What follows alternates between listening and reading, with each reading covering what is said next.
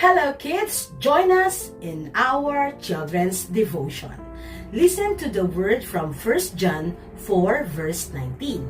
We love because God first loved us. Who is better?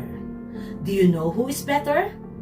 Well, kids, the question, who is better, is the title of our devotion today.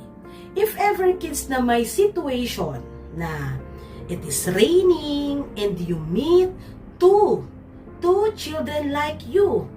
One is chubby and rich. Wearing flashy clothes, he keeps dry by carrying a big black umbrella. He sees you but quickly walk away. Nako, biglang umalis nang makita ka. At may isa pa, the other is skinny and poor, wearing torn, faded clothes. He offers you half of the plastic sheet over his head, no? And says with a smile, "Come, let's share. Let's share this so you won't get wet." Wow! No, yung mahirap ay nag-share ng kanyang naka-cover na plastic para lang hindi mabasa. Now kids, let me ask you, who is better of the two? The rich boy or the poor boy? How about kids, kung si Jesus ang magtanong ng who is better, ano kaya ang sagot nyo? Surely ang sagot nyo is the poor boy. Why? Because the poor boy knows how to love the same way Jesus loves. Ano nga ulit ang sinabi sa ating Bible verse? We love because God first loved us. The other boy may be rich, mayaman. Pero kids, remember hindi naman lahat ng mayaman or rich ay walang care for others. Tandaan natin hindi lahat ng mayaman ay madamot. Hindi naman lahat ng mayaman ay hindi marunong mag-share. Marami ring mayaman ang marunong mag-share, marunong mag-care, marunong mag-help, di ba? Tandaan yan. Kaya hindi masama ang maging rich. Nagkataon lang itong rich boy na to ay hindi nag-share. Dahil, sabi nga, may mga mayayaman din na very thoughtful and caring for others. So, the skinny boy may be poor, but he has accepted Jesus' love in his heart. That is why he knows how to give it. So kids, do you receive the love of Jesus?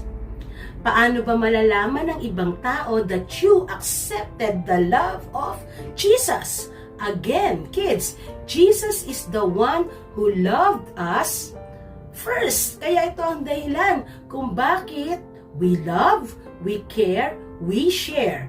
These are the ways to love people better. These are the ways to love people better. One, believe that Jesus loves you. Lagi nating isipin yun at lagi nating pagkatiwalaan na maniwala tayo na love ka ni Jesus. Number two, accept Jesus' love in your heart. Diba? Tanggapin daw yung pag-ibig ni Jesus sa ating mga puso. Kids, love is a gift from Jesus. Kaya, as we accept the love of Jesus in our hearts, we can show His love by sharing, di ba? We can show His love by sharing with others, helping others, forgive others, understand others. We can give with love, and the people, especially ang mga batang katulad nyo, believe that Jesus loves you. Diba? Ibig sabihin kids, kapag naipakita, naipadama natin yung pag-ibig sa ibang tao sa pamamagitan ng pagbibigay, pagtulong, pag-care, maniniwala din yung iba na mahal sila ni Jesus. Maniniwala din sila that Jesus loves them. So as you believing in your heart that Jesus loves you. As we end, always think, kids, lagi nating isipin, how will the people know that Jesus loves them? Tulad ng song, you and I got to have a heart to change the world. Let the song start to sing in every boy and girl. Start to care, start to share from a heart of love. Let the world know that Jesus loves them. How will the people know? How will the people know? How will the people know? Unless we show them. Diba, kids? Maipapakita daw at malalaman ng ibang tao, ng ibang bata na katulad nyo na mahal sila ni Jesus kapag ipinakita natin ito sa kanila. Kids, Jesus first loved us, the people. Again, Jesus first loves us, so love the people and show them, share the love of Jesus for them to love people better.